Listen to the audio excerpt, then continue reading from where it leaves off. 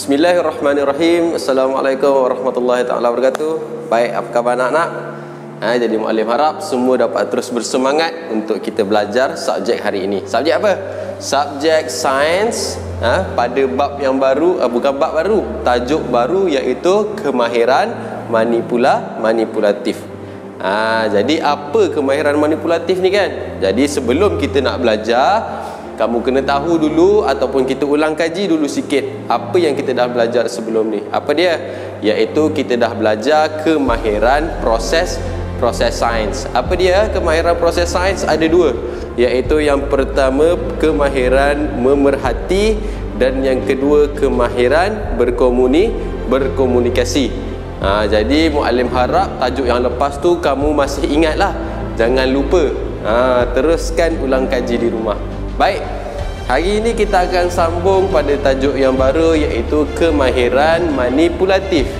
Jadi apa yang dimaksudkan dengan kemahiran manipulatif ni? Kita kena tahu maksud dia, baru kita boleh belajar. Baik, pengertian kemahiran manipulatif ialah kemahiran psikomotor semasa menjalankan penyiasatan sains. Apa maksud psikomotor? Psikomotor ialah pergerakan fizikal.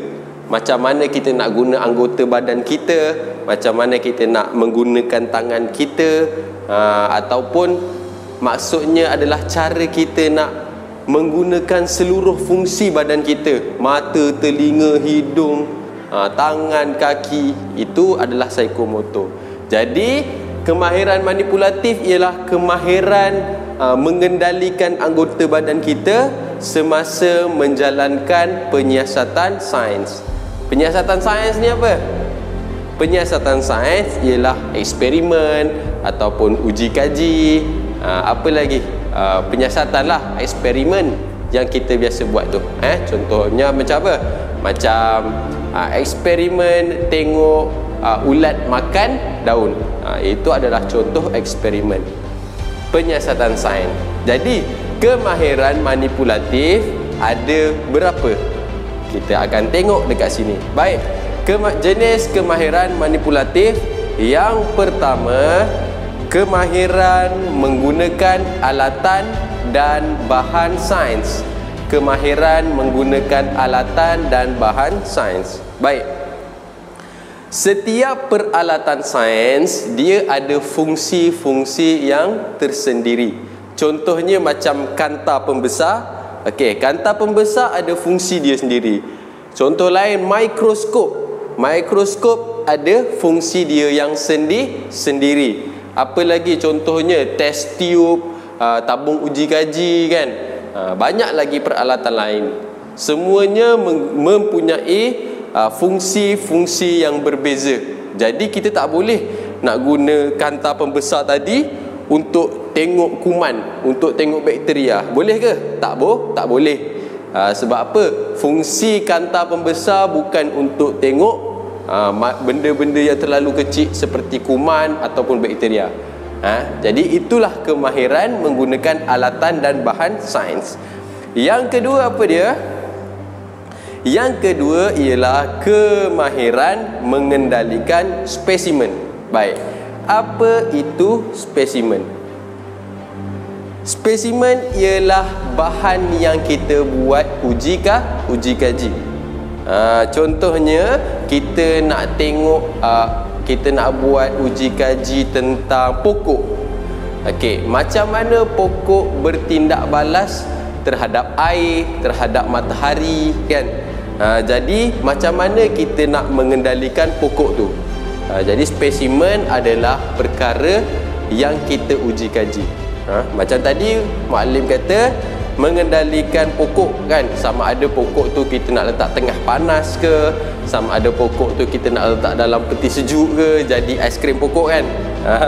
Ataupun kita buat letak curah air banyak-banyak atas pokok kan.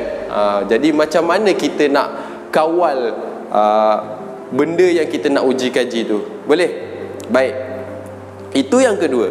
Yang ketiga ialah cara membuat lakaran. Lakaran apa? pada minggu lepas kita dah belajar kemahiran berkomunikasi kan, iaitu menggunakan lakaran. Lakaran adalah lukisan. Contohnya macam ada maklumat-maklumat yang kita tak boleh nak sekadar tulis je, tak boleh. Kita kena buat lukisan. Contohnya macam kita dah belajar minggu lepas, apa? Kita nak tahu tentang kumbang yang berwarna merah dan hitam. Kalau muallim cakap macam ni je kamu tak tahu. Jadi kita pun lukislah kumbang berwarna merah dan hitam tadi, maka kita tahulah itu adalah ladybird.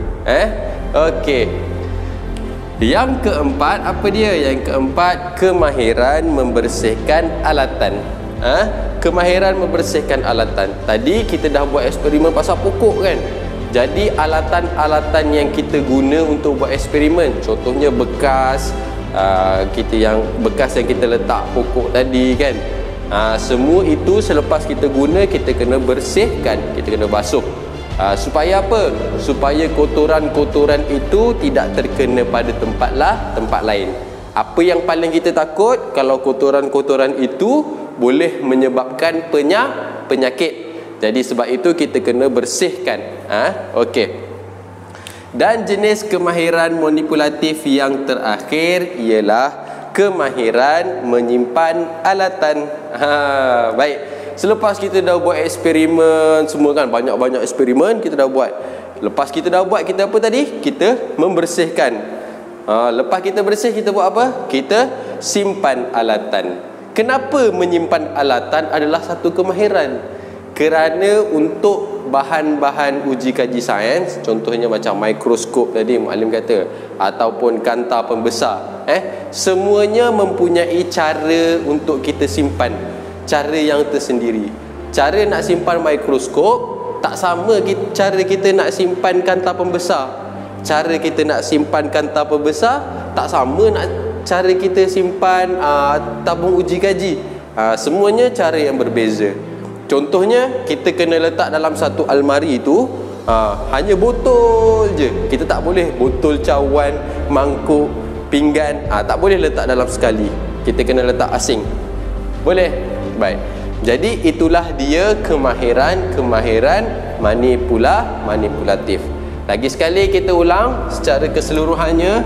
Pengertian kemahiran manipulatif ialah kemahiran psikomotor semasa menjalankan penyiasatan sains. Okey, psikomotor tadi muallim kata apa? Pergerakan fizikal, cara kita nak menggunakan tubuh badan kita semasa menjalankan penyiasatan sains. Dan kemahiran manipulatif ini ada 5 jenis. Apa dia? Yang pertama, kemahiran menggunakan alatan dan bahan sains. Yang kedua, kemahiran mengendalikan spesimen. Apa dia spesimen? Benda yang kita nak uji tadi. Yang ketiga, kemahiran membuat lakaran. Yang keempat, kemahiran membersihkan alatan. Dan yang terakhir, yang kelima, kemahiran menyimpan alatan.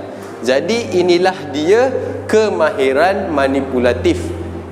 Kita kena faham. Dan nanti apabila kamu sampai satu peringkat, kamu kena praktik semua ini.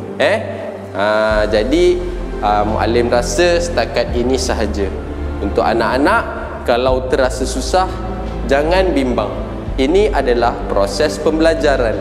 Kalau susah, kita berusaha lagi, insya-Allah kita jadi orang yang berjaya. Jangan mudah berputus asa. Muallim doakan semua anak-anak dapat memahami dan menghafal semua perkara yang kita belajar hari ini. Boleh? Baik. Muallim rasa setakat itu sahaja.